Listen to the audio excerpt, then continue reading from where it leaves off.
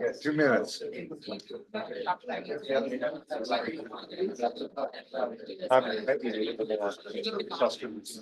you guys, you read through it and you're like, I hate what you did.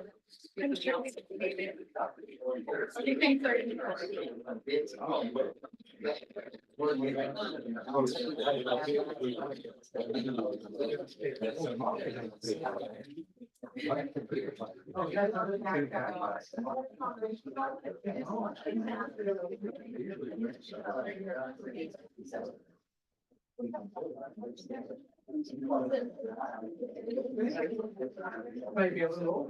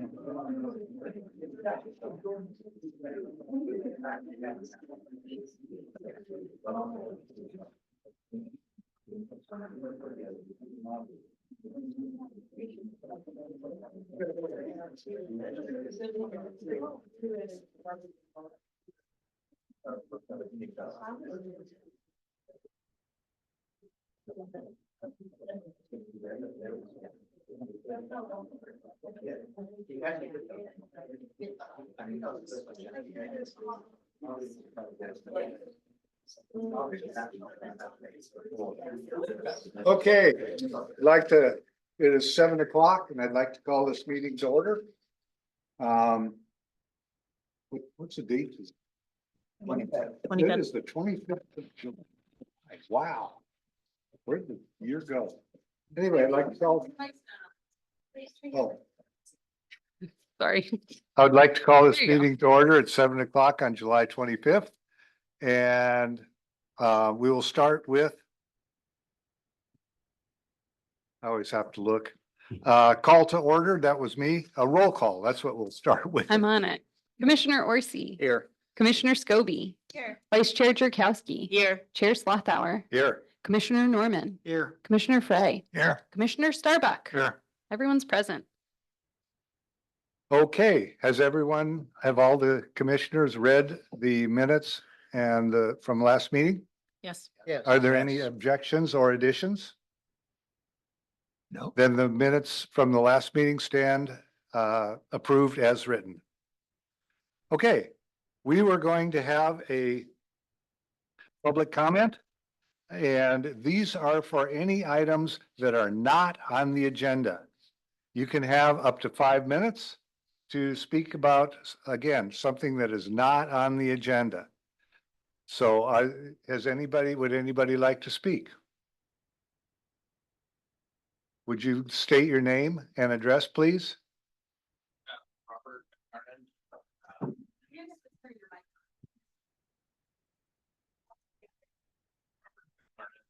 87396 14th Street Southwest in the donut hole, or affectionately called by the chair of the Snowden crowd.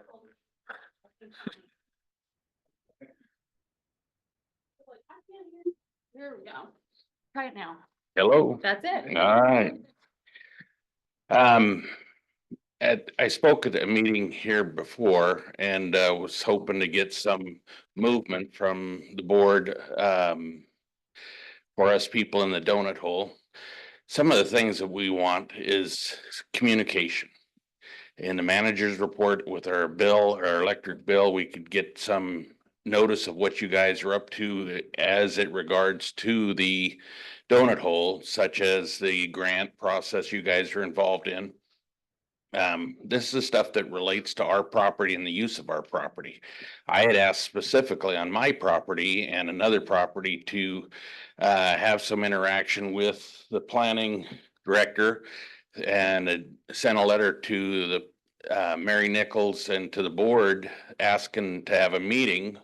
It's been over a month. I haven't been contacted. And, I'm a little disappointed that the board can't direct, this machine to work in a fashion that maybe benefits everybody. I know I'm part of the, crowd that you don't like, but, you guys want us and, we want to make sure that we're in the loop. So. How can you guys get a situation where we can, work out our issues? This is not a time for discussion. You're speaking and we will listen. Okay, thank you. And I would take issue when you say we don't like you guys in the donut hole, but beyond that. Anybody else?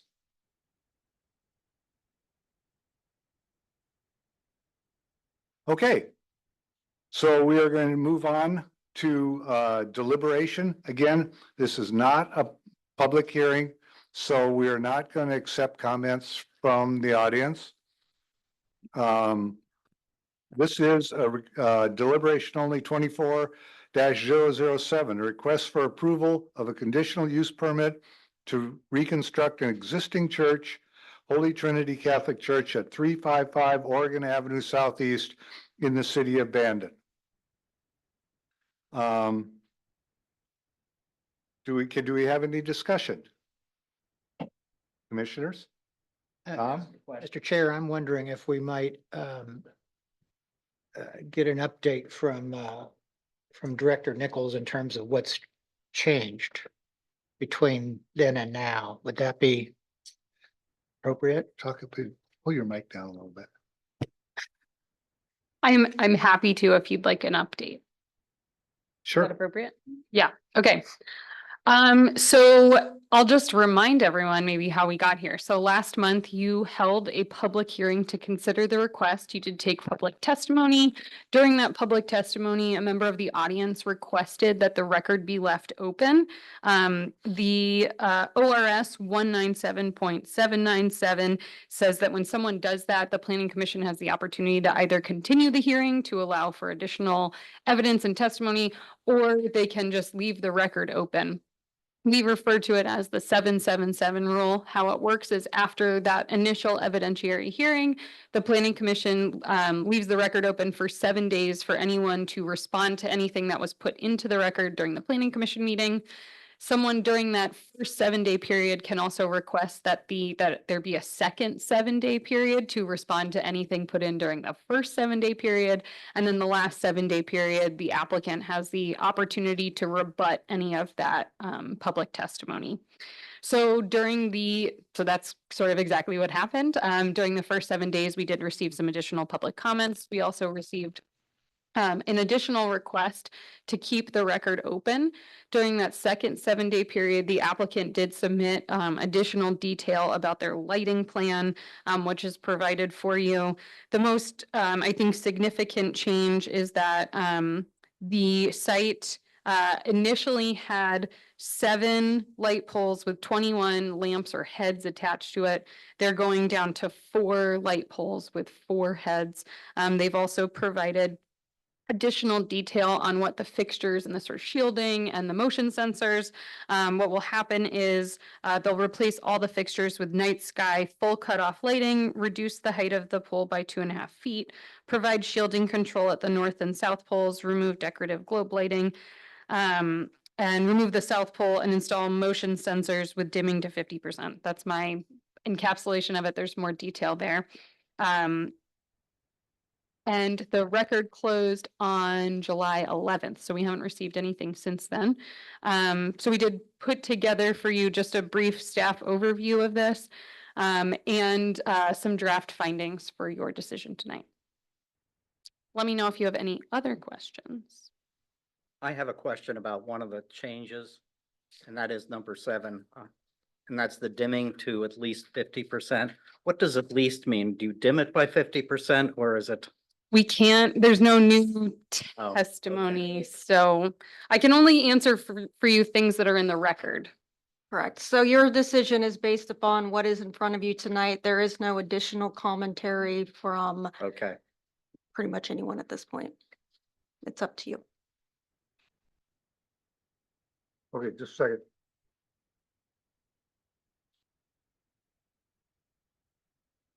Okay, does anybody else, any other commissioners have any comments?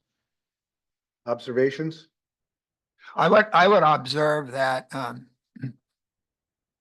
think the applicant has been very diligent in responding to the two neighbors who expressed concerns over the lighting. And I think that, I'm not a lighting engineer, but based on what I know about lighting, I think what they have proposed would be meeting the minimum standard for the safety and security that would be necessary at the church. And Okay. the other comment from one neighbor was the noise. So I'm not exactly sure. I think it's a given when you remodel, there's going to be noise and there'll probably be dust too. And there's nothing that I saw in the ordinances or codes that forbids remodels if they're done according to code. So I don't see personally that that's an issue that would keep this project from moving forward. I would also think that when the remodeling is done, it will actually be quieter because the technology for soundproofing over 88 years has changed quite a bit. No. Okay, would somebody like to make a motion?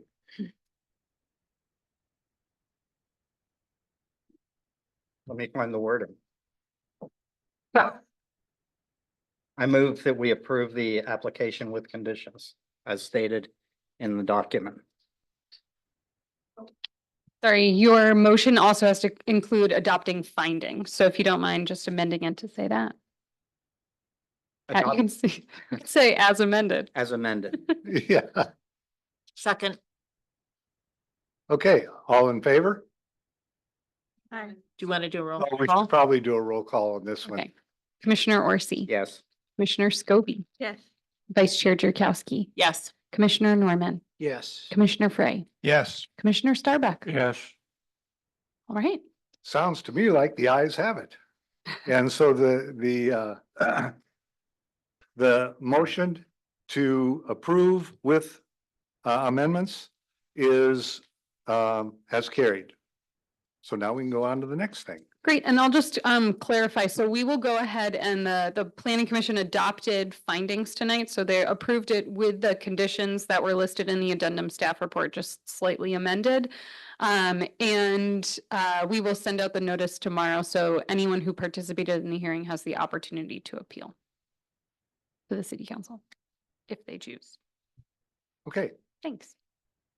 now we are going to have a deliberation only on, that was the wrong one. We are going to have a master plan development discussion initiative type 4 code amendment process. So the amendment is discussing master plan developments. And master plan, you all read all the stuff, so you know what master plan developments are. In something that's 10 acres or 10 acres or more, they can have its own zoning, can have its own planning. And of course, it all has to be approved by the city, but I'd like to open the discussion. And it needs to be one owner unless there's an exception made, right? Right. So I'm curious, Dana, how many such properties exist within the city limits abandoned? Do you have any idea? That's a great question. I mean, we could probably do the math for you. There were a couple that I could think of when we were considering this sort of ordinance.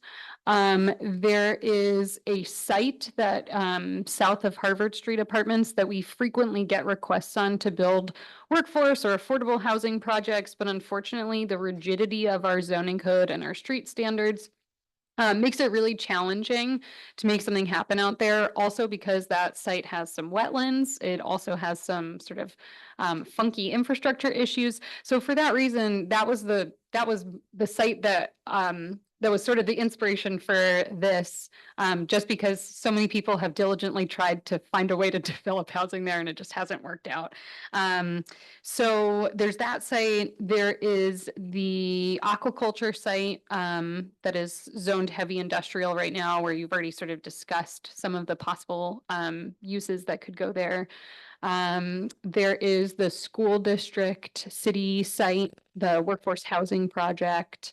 There's 30 acres south of City Park. There's probably the site where south of Seabird, I believe that that parcel that someone thought about doing the apartment building on, that would qualify. So there's I mean, sort of a variety all over the city that someone could choose to develop with this idea in mind.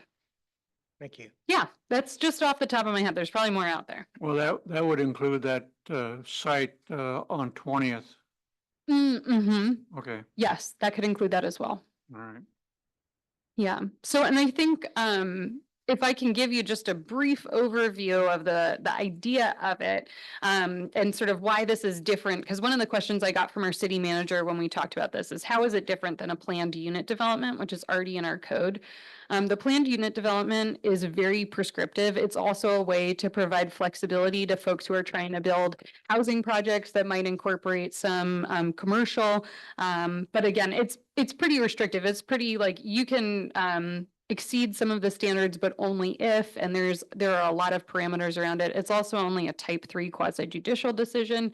So it doesn't amend any of the underlying zoning, just allows flexibility within that zoning.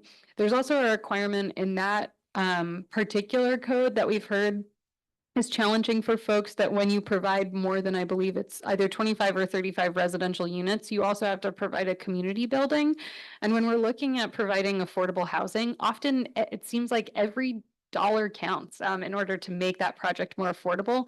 And that requirement has just precluded people from ever using that code, which is sort of unfortunate. But so the master plan development code is meant to provide a much wider range of flexibility while also maintaining the local control that the planning commission and the city council are both going to be reviewing it, and that it becomes a sort of legislative decision. So it would become its own chapter in our code as a sort of special area plan for that particular 10-acre parcel.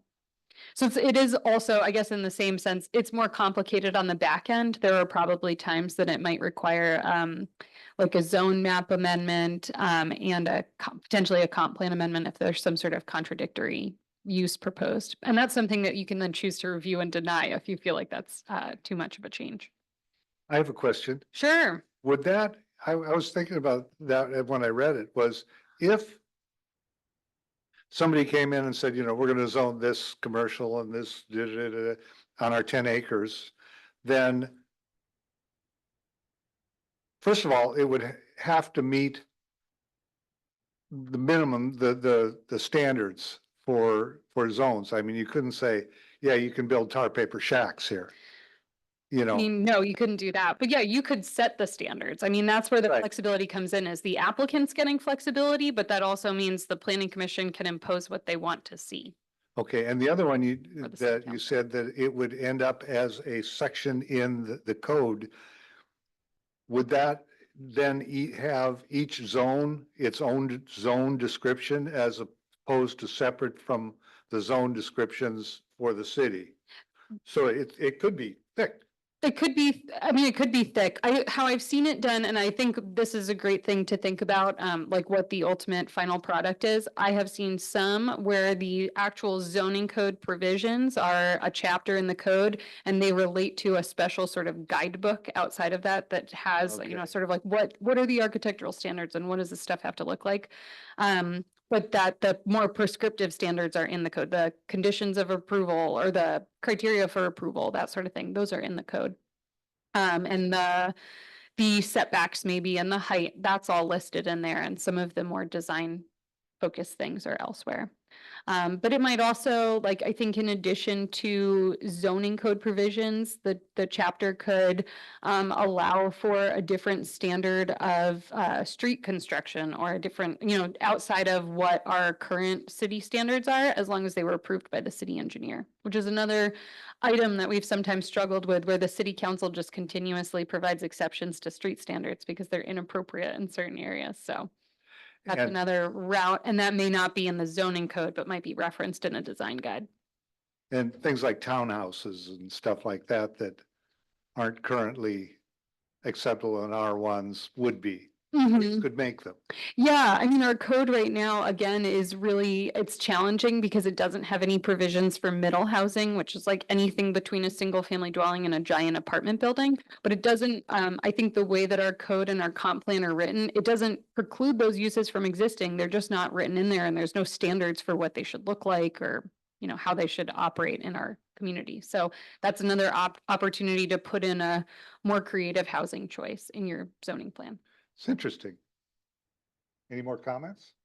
A lot of them. Yeah, I knew, I Yeah, knew that was coming.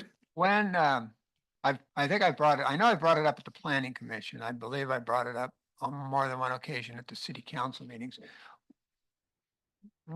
When developers throw out affordable housing and workforce housing, it's a nice buzzword, but I think we need to define it if we're going to start allowing people to design their own development. I think, and If that's the yeah. impetus for them to develop some project out by the Harvard Street Apartments, and it's affordable housing, well, what is that? So, I mean, we know what it Yeah. is by definition, okay. but that's not something that we currently would hold somebody to, correct? Well, we would, so I think this is the conversation we've had before that probably gets a little confusing with the capital, I always say capital A affordable housing, which is like the federal affordable housing. And that is a certain percentage of your area median income. Correct. In order to qualify for any of the federal subsidies for affordable housing, that's where there really are a lot more requirements to do that sort of thing. You're right that workforce housing is way more broad and probably open to any sort of interpretation.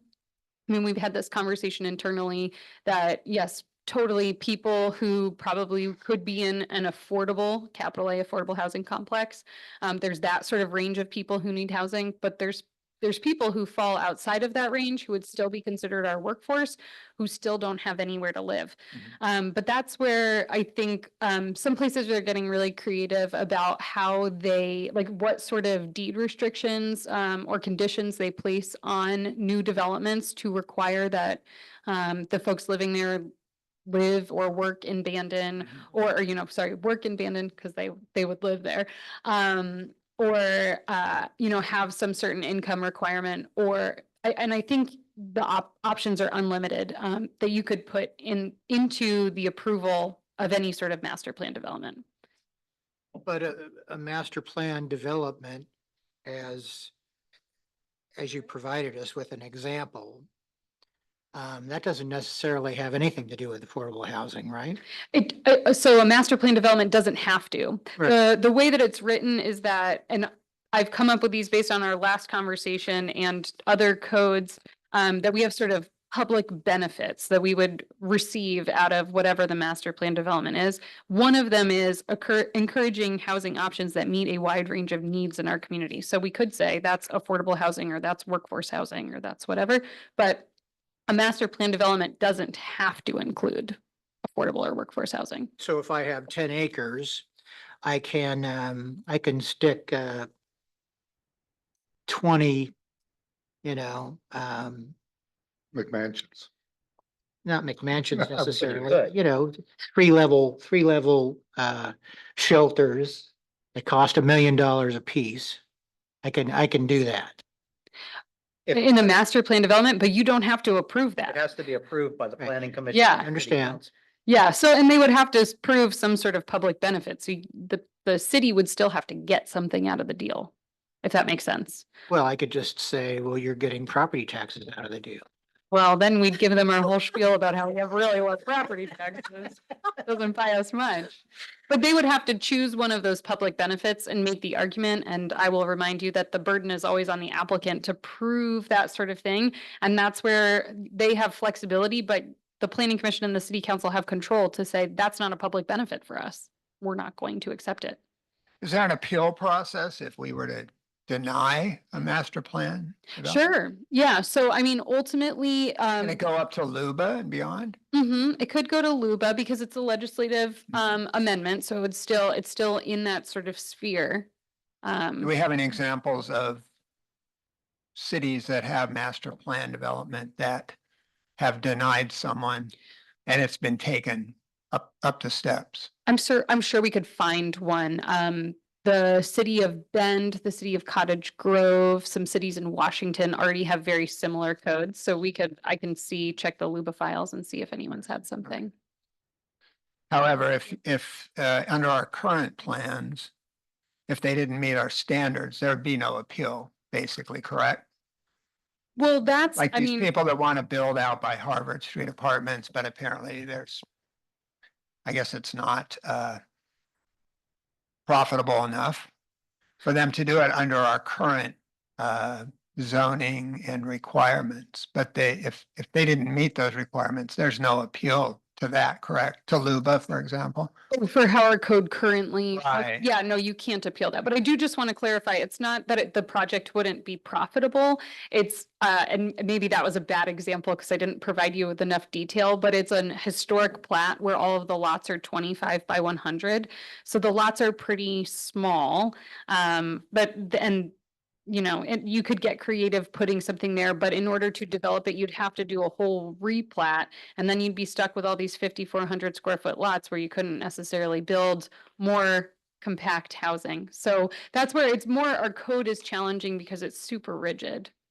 Thank you. I hope that makes sense, but I'm not sure that it's not that it's not profitable. It's just that the work to get it to a development phase wouldn't Not probably. profitable. Wouldn't probably yield results that we would want to see anyway, Okay. if we were looking for workforce or affordable housing. I've got some more. Keep going. You mentioned the 30 acres by City Park. Yeah, That's owned by a different entity than Perk Development, but I believe ultimately it's owned by the same gentleman. Can you give us an example of how Gravel Point might have proceeded under the master plan development versus the process that we went through so this year? yeah, Gravel Point went through the conditional use permit process because they were in a zone that allowed hotels and restaurants and everything else as a conditional use. If they were to go through a master planned process, they would have essentially, like, let's say they had a larger site than just the site that they looked at, they would have to provide you with all the standards up front, where everything's going to go, how everything's going to be zoned, and then establish that as the sort of standard for whatever's there in the future. The master plan development is binding upon future owners. So if they did end up selling that to somebody else, it would have to go through another legislative amendment in order to change it. So I think that's sort of the difference, whereas a conditional use permit is just to the owner. I mean, if they walk away, it doesn't have to be built. Thank you. Yeah, or it doesn't, the zoning doesn't change. Did I say that right? Okay, I understood what you're saying. okay. Why 10 acres? Kind of a somewhat arbitrary number. I looked at what some other cities did and they just set a number. So I think 10 seemed of sufficient size to be able to do something, but certainly that number could be modified. At least 10. At least. Yeah, if you felt like it needed to be at least 20 or 30, you could certainly change that. At some point, like Bear said, there wouldn't be anything that would fall into that category, so. Yeah. Yeah, I mean, in writing this, like I said, the PUD, I think, was written in good faith, but ended up in practice, as sort of like an unintended consequence of this great idea to require community buildings, made it more challenging to actually use the code. So in writing this one, we just wanted to sort of keep the flexibility and keep the door open for the planning commission to make the decision of what they want to see or don't want to see, without too many sort of initial parameters preventing any sort of project from happening. Don? You No, look pensive. I'm good. Okay. Word? I'm fine.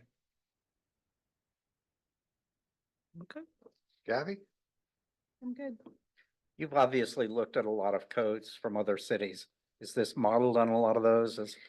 Yeah, if you haven't heard my favorite phrase, it's R&D, which is rip off and duplicate. Okay. Which is what I spend a lot of And my that's what I time assumed, but I was just, Yeah, so I mean, I made modifications based on Bandon. So, you know, we copied some things here. There, some are copied from the state of Oregon puts out a model code for small cities.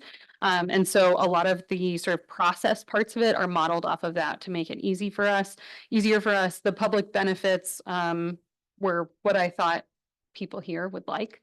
So certainly, I think we've mentioned this before in our initial work session talking about this. Those can be changed. They can be modified. If there are other things you want to see there, I would love to see that. The size, I am happy to, before the public hearing, look at what the other codes are and see what other cities are, and give you a little rundown of what the sort of size range is for everybody. So yeah, I mean, I think 10 acres is a good yeah. starting point. okay. Did I understand correctly? You mentioned something about 25 units? That was in the PUD chapter. So in the planned unit development chapter, it says that there are certain requirements when you have over 25 or 35 residential units. Okay. So we would not be including that sort of language in this unless you wanted to. I have actually worked on master plan community and it worked very well. I mean, they had, a little bit bigger than 10 acres. It was 4,500 acres, but it had like for each neighborhood, it had architectural standards. And so there was a visual unity to neighborhoods. And then in a different neighborhood, it would be a slightly different, but you could see it in it. And, you know, they had things like every house had to have a front porch. So, that worked really well because people would walk through the neighborhood and talk to people sitting on their porches. I mean, I loved it. It was a great project. It was a master plan community and they did their due diligence and they had architects on there and it was very cool. So I like master plan communities. And I could see where they could go wrong, but if they're done right, they're great. And they had all ranges of housing from, you know, row houses, townhouses, up to, you know, big houses. So anyway, I like master plan communities. How would you respond to somebody expressing a concern about, I'm comfortable with the rigid municipal codes regarding planning, and when you start talking about flexibility, I get nervous because I've seen how flexible they can be. Mhm. I think that's a completely fair concern, especially when, yeah, you've definitely seen some things in your time here of people using the code to get what they want, which happens, I think, regardless. But I think, again, the public benefit part is the part that I would focus in on, that there's flexibility for the applicant, but only in exchange for the city getting something. Whereas in our current code right now, there's no requirement for a public benefit when someone does a conditional use permit or something else. Like you don't have the same level of determining what a particular location should look like. I think our our residential zones are the R1 and R2, which when you look at them side by side, there just really aren't that many differences. And there may be a particular location in town where you want to protect a natural feature, or you want to make sure that all the streets have sidewalks, or, you know, something that is different from what is just printed all over our town as just more generic. So, I mean, I guess that's where I'd say like, there's a trade-off of flexibility, but in exchange for something that you find to be worthwhile. And I think, I mean, it's, again, I always say, the planners have a lot of control and a lot of power. And hopefully we're always choosing to do the right thing with that power. And this is the opportunity to say, like, you know, we think Bandon should look like this in the future, or this particular neighborhood should look like this, and have that conversation with the developer to make that happen.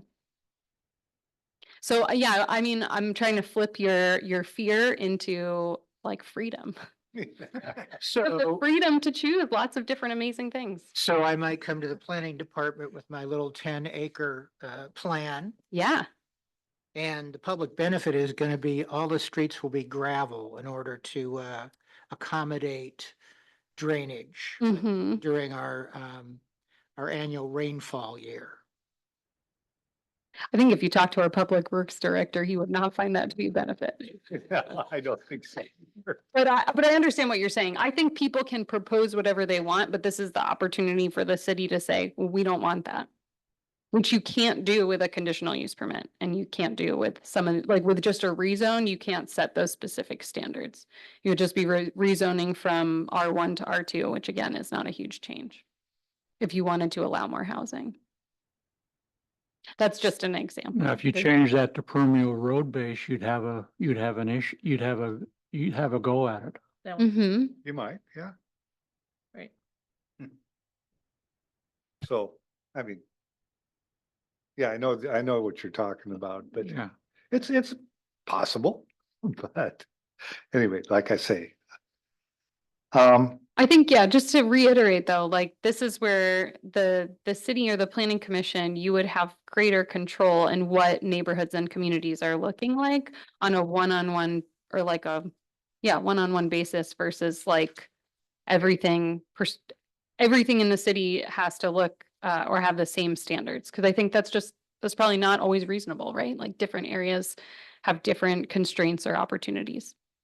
So would it be reasonable to suggest that master plan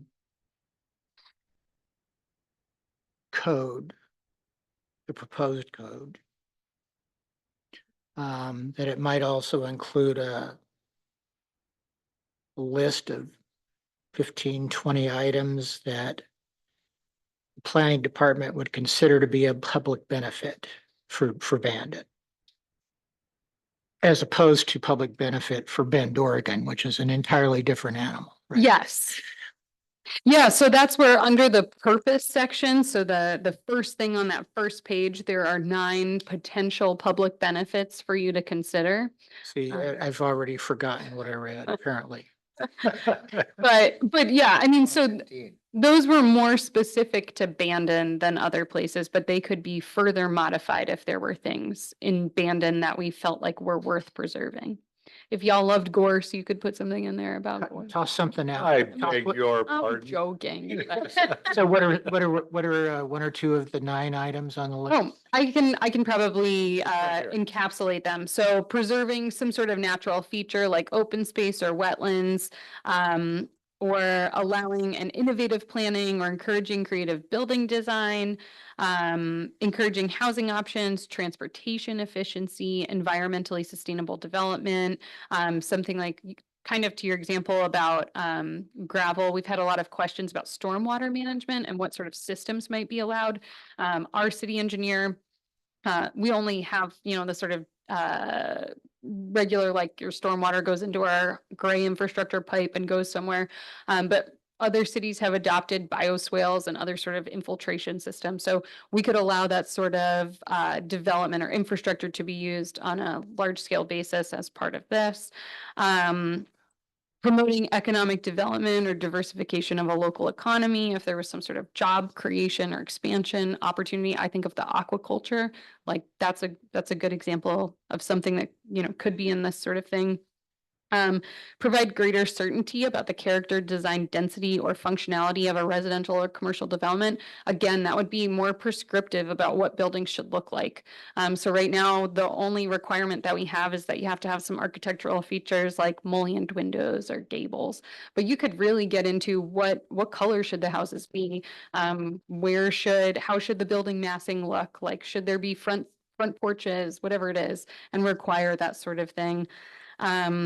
Mixed uses, so balancing housing with employment, civic, or recreational opportunities. If you wanted to make sure that a particular neighborhood had a big open space or park, that's something that could go in there. And then providing a needed service or facility in an orderly and fiscally responsible manner. I will say that that one I pulled from something where they needed to do like a big hospital district sort of thing, and that didn't really fit into any other code. So they did a master plan development to have hospitals and clinics and overnight accommodations for some of the resident doctors and whatever else. That wouldn't really fit into any other zone. So it made the most sense to do a master plan development for that sort of thing. Those are the 9 that I came up with, but again, if there's more that I've missed. And one thing that comes to mind is mixing commercial in like restaurants and maybe, a small store and stuff so that it's local. It's, I don't know, Yeah. 10 acres, you'd want bigger than more than 10 acres for that. But it's that kind of thing that everybody can tell. I kind of like planned developments, but As long as they're done as long as they're done correctly. for the public Yeah, benefit darn right. You're catching on. versus pure profit. Do we Based on think the that- development. The Yeah. thing is, we have a way to stop it with us or with the city council. Oh, right. So Yeah. it's not that we're opening things up to people. We're actually putting a gate. And making sure that there's a gate for these things. Yeah. As long as the gate also coordinates with what Luba requires. Yeah. Yeah, I mean, like I say, you can't say, okay, we're gonna zone hovels here, or something like that. Tent camping. A yurt farm. Yeah. A yak farm with yurts. Never mind. Do we think that this sort of a development would cause the same amount of work for city staff or less or more? I don't know. I think that's a good question. I think it depends on what the developer provides, which is pretty much every application that we get. Some come in and they're incredibly complete and easy for us to process, and some require a lot more staff time, and it isn't necessarily indicative of what type of application they applied for, just the quality of the application itself. I would say in general, this probably requires more staff time up front, but makes it a little bit easier in the long run, as there wouldn't be any like requests for variances or exceptions to street standards or anything like that that we'd be worrying about down the line. So I don't know. Because we basically have thrown all the standards out. Well, no, Is that correct? you've In the master established- plan? no, you've established new standards. So you've Yeah. established standards specific to that area. But you, the developer, No, you, the planning commission and city council. I mean, they'll make a proposal, but you as the planning commission and city council will agree to those standards. who's going to review it before the planning commission? We're not architects Oh, or yeah, city engineers. staff will do that. That's the Yeah. point I'm making. Aren't we taking what we have now, which is, say, rigid, but we're saying to a developer, don't worry about any of that. Just bring us what you want to do and we'll look it over. So aren't you in essence having to now go through you don't have a standard to go by, correct? You don't have a code, or you don't have a, Well, they're establishing a new standard. right, exactly. Yeah. But then it would be up to you and other city staff to determine if that standard is reasonable. No, that would be your job. That's where, yeah, we would review it for completeness. So we would check to make sure that the application had all of the components, like the application requirements, or they have to have an existing conditions map, a conceptual site plan for like what the land use should look like, maybe where buildings are located, that sort of thing. They should have it pretty well drawn out by the time it is approved and gets to the planning commission. And I won't read the whole list to you, but there's a long list of things that they'd have to submit for approval. And then we would bring it to you for completeness. My guess is it would take multiple planning commission hearings and maybe multiple city council hearings to get to a decision, but we still, before any application gets to you, we do an enormous amount of work trying to figure out if it meets the code or not. So this could take more. I think we won't know until we get there, but I imagine it will be just as much work as every other application we get. Thank you. I think the only thing I could compare it to is like a subdivision plat. And lots of times when we get there are a lot of code requirements that go into subdivision plats, especially because it involves engineering and public works. And there are some opportunities for diverting from like the standards that are in there. And we, in the one that I processed recently, there was a request for a variance within or an adjustment within there. So, we're sort of always making or doing those review processes for completeness and then making determinations about modifications to city code. Thank you. Yeah. Okay, Anything else? where do we go from here? So this would be just a recommendation to the city council, just a vote to recommend to the city council that they initiate the ordinance. This was as a reminder, this was in our work program. So the city council and the planning commission met last year to discuss what would be in this year's work program. We're still sort of wrapping that up. And so they requested that this be in the work program to come up with something. So your task this evening, if there's no one from the audience who wants to speak on it, would be to, I think did I include in your, Yes, you have a. yeah, there should be a motion in there. Right. Do I have a motion? I make a motion to recommend the city council initiate a type 4 process to consider a master plan development ordinance. Second, I'll second. Catherine? Commissioner Orsi. Yes. Commissioner Scobie, sorry. Vice Chair Chakowski. Yes. Commissioner Norman. Yes. Commissioner Frey. No, too much Commissioner- too soon. Too much too soon. Sure. Commissioner Starbuck. Yes. The motion passes. And that was, okay. Just a second.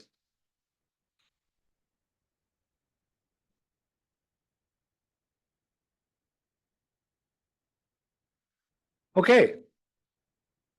Do we have a report from the staff? Sure do. I think the biggest things for us to report on are, one, we did get assigned a rare AmeriCorps member, which we're really excited about. She'll be starting here in September, I think mid-September.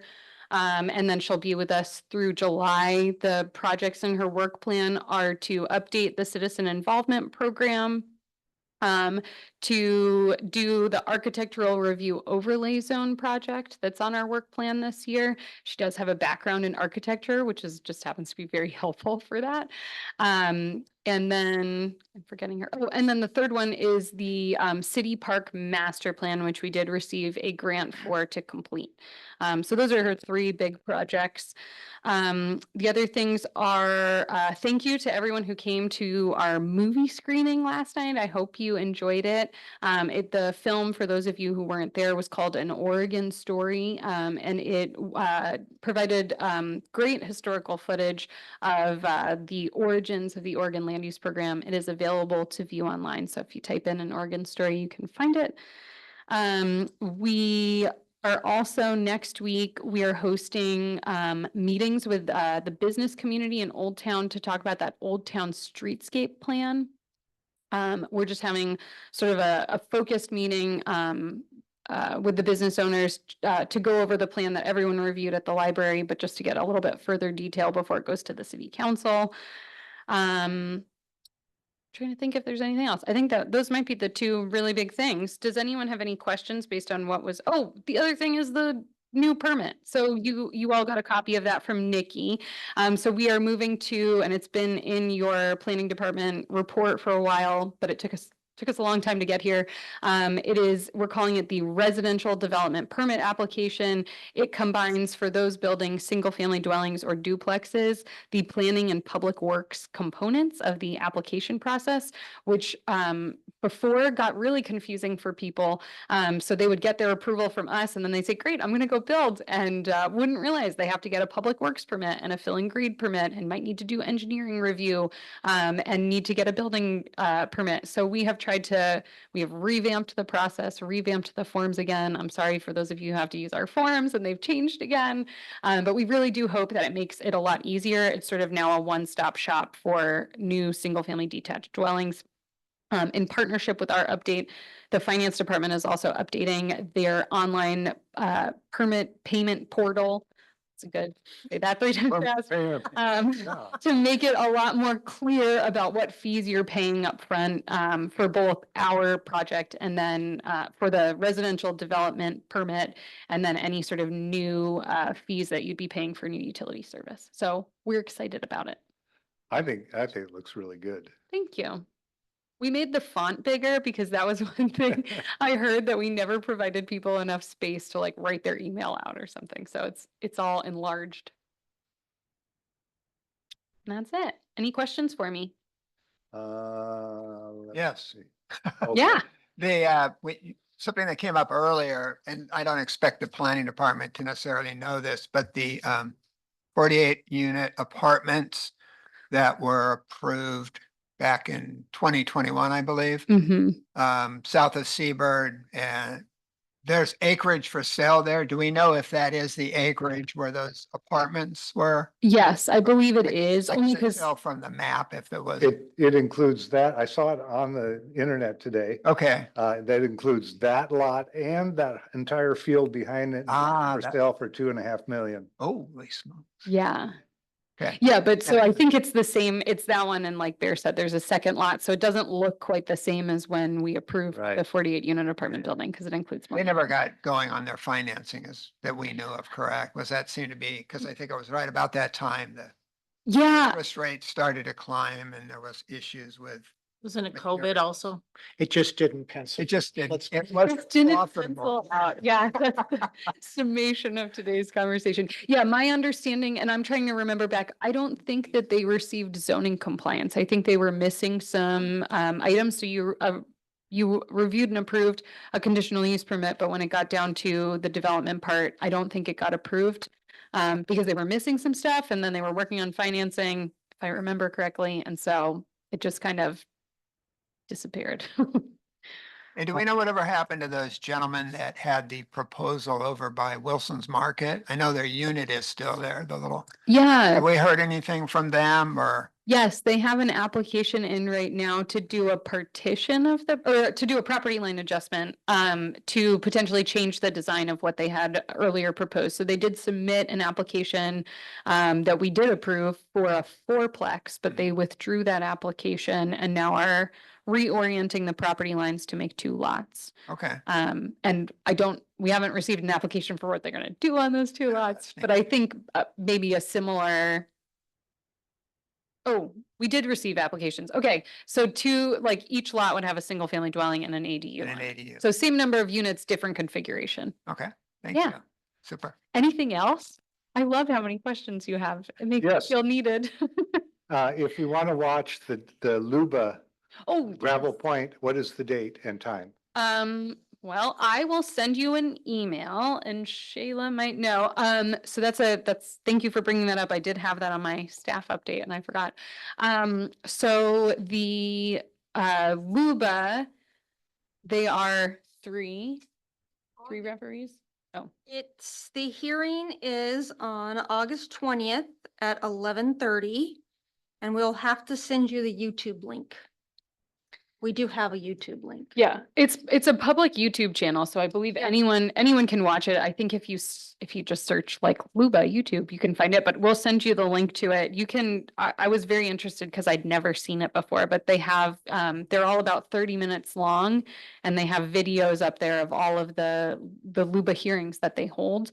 And then my recollection is that we'll have a decision by the end of August. So you can watch the hearing online and then we'll have a decision relatively soon. So they do the hearings on Saturdays? No. Oh, I've got July up. No, I never think mind. Oh, I was like, 20th. Thursday. I'm sorry, I've got July up. okay, okay. Is it a Wednesday? The Wednesday or Tuesday. Thursday. Tuesday. What? Tuesday. Or Tuesday, maybe Monday. Okay, it's a Tuesday. It's a Tuesday. And so they don't make the decision At then the and there. meeting, no. No, but if you're interested in watching one in advance, I'll send you the link and you'll be able to see all of them. So you can always kind of check it out to know how it's gonna go. But I think the petitioner and then the intervener in this case get time and then there's a rebuttal and then Luba can ask questions and that's it. Actually, get 30 minutes. I'm impressed. Yeah. Speaking to your microphone, please. They get 30 minutes for the entire process. So it's a very efficient system, really. Cool. Not at the hearing. So I think they issue the decision. It's a written decision. Yeah. Yeah. But it is very interesting to watch, so. Okay, at the end of this, any commissioner comments? I think Sally had one. Oh, I did. Having been on the beach a few times when drones have scared seabirds, I would like to see us do something about providing some sort of warning for vacation rentals and hotel visitors that drones are not to be used on the beach, because I think they're just, even though we discussed in the past, thank you for reminding me, that it's a federal regulation. I don't think people are aware of it. And it's just rather stressful to see especially birds of concern like the oyster catcher, be stressed out and intimidated by a drone when they shouldn't be there in the first place. So I think maybe there might be something already in print, maybe. I don't know. So We last discussed this a couple years ago. I thought that there were signs. There are, but it Verify doesn't, people. it should be posted in the vacation rentals It's too. the vacation rental dwellers, the people who are actually Yeah. renting are not made aware or not aware, or if some people do make them aware, people aren't reading it. All I know is it's been a problem and Yeah. it does cause a lot of stress. And if the oyster catcher leaves its nest, of course, some other bird can go in and hurt or destroy the fledgling or destroy the egg. And then an oyster catcher is already a bird of concern. And they're not the only ones that I'm concerned about, but they are a smaller number. Plus, they're amazingly irritating while they're going after that thing. Oh, I felt stressed. I didn't feel mad. I wasn't frustrated with the oyster catcher. I felt stressed for the thing. Oh, yeah, it's terrible. But, yeah, and what happens is people fly them from their vacation rentals up on the cliffs. And so they never see the signs. There's a sign at, both at the jetty and I don't think there's one at 8th Street, but then there's one at, Coquille Point and there's one at,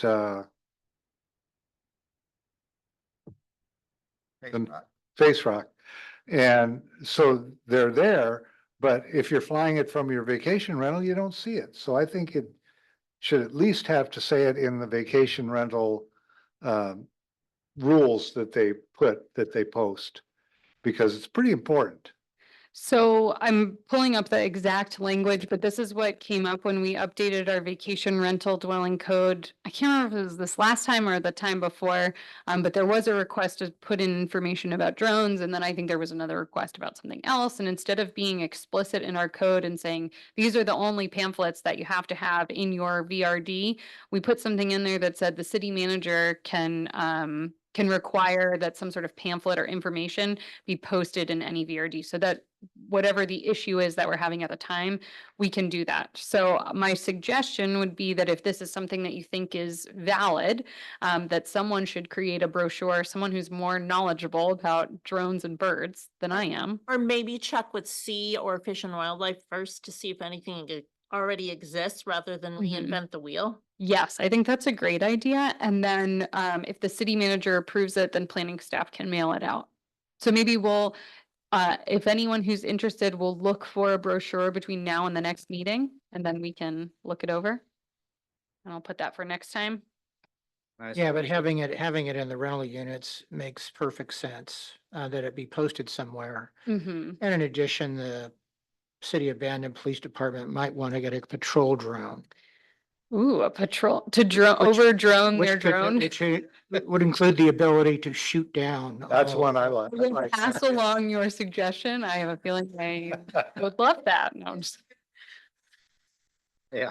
Okay, any other comments?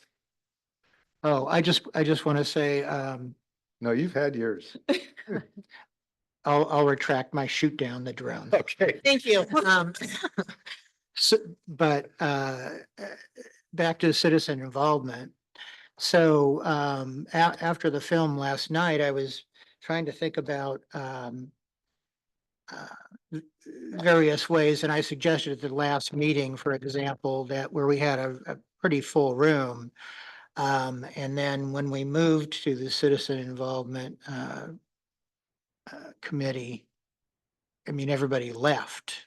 Mhm. And we didn't invite them to stay, so. Oh, I remember. But I also wonder about, I was thinking about yesterday, so how do you, there are, I think, several reasons why citizens get involved with the local governmental and agencies, right? One is they feel under threat. Second one would be they're getting paid. A third one might be they're provided with entertainment. Yeah. So I wonder some way that we might become more entertaining. Well, I love that idea and I'll Perhaps give could you. Tell some jokes. Oh yeah, I'm a great comedian, so. I want come to up see with you some good tap planner dancing, jokes. Gordon. I cannot picture you as a clown. I do love that idea though, and one of the reasons why I felt like it could be great to have a person younger than myself here in that rare position taking on this citizen involvement program update is that I think that there are a lot of ways to engage our community that we haven't tried before because we don't really know what else is out there. And one of the projects we're hoping to do, we're going to call a little planners pub, meet people in a more casual location that isn't City Hall, because it seems like this is not a place that inspires conversation or inspiration when it comes to planning, and do more of those sorts of presentations with informal Q&A, getting to know what is Oregon land use planning and why should I care? So that's what we're hoping to, one of the sort of first things we'll implement in the fall. But if you have other creative ideas other than telling jokes, because I don't think we'd be so good at that. I'm really open to ideas and when our rare gets here, we'll have her attend and have a conversation about what we might do. So did you get dumped on when you started your internship there? Oh, heck yeah. Okay. I know. Someone asked me like, oh, what did you do when you were a rare? And I was like, what didn't I do? Any task they asked me to. But I'm still here, so it didn't scare me off. Do we need affordable housing around before this rare comes? Well, she is looking for housing as we speak, so we'll see what she finds. But she said she's applied for some stuff in Bandon and Coos Bay, so Okay, maybe we'll see. right. Anybody else? Don? I Bill? said mine. I do, yes. I don't know who built the 5 units on 11th, but they look great. Yay. And hopefully that person has some more land and is willing to. They're they're priced a little higher than I think what the federal standard is, but they're priced for to be affordable for 2 people that are working full time. What is their rent? 2,000 a month for a 2-bedroom, a little backyard, 1-car garage. You get, I think I'm not sure if your utilities are included. I don't think so, but I think it comes with a washer and a dryer. Yeah, They look very nice. So that's great. whoever did that, hats off to her or him. We'll pass along the word. The developer's name is Chris Philippios. Okay. And he started, I mean, he could probably tell you his story, but he started doing just smaller projects. And then I think he did a single family dwelling and then a duplex and now a 5-plex. And I was like, what's next? Super. Apartment building? So, 10-plex or apartment building. yeah, we'll see. Developer. We'll see. Yeah, there you go. And thank you as always to the staff. And is Jason still giving you some time? Yeah, Jason's here. To him too? He's busy doing gorse removal in the summer, Okay, but I yeah. think in the fall, maybe we'll have him come and do a little report on gorse if anyone's interested, Super, yeah. but He's I ran still into there. him today. He was writing citations Oh, Yeah. okay. for gorse. he's busy. Yeah. And thank you, everybody that showed up and stayed here after the Yeah. deliberation also. Thank you. So since we're still in the comment section. That was a perfect way to end. it. I'm gonna mess it up. So, I was doing some reading recently about housing developments, et cetera. And, what prompted this is that, in the city of Ashland, a developer came in and they built, I think it's like 45 apartment units. Each unit's 500 square feet. And it's not even really a one bedroom. It has a sleeping area, but not a separate bedroom. And these things are built right,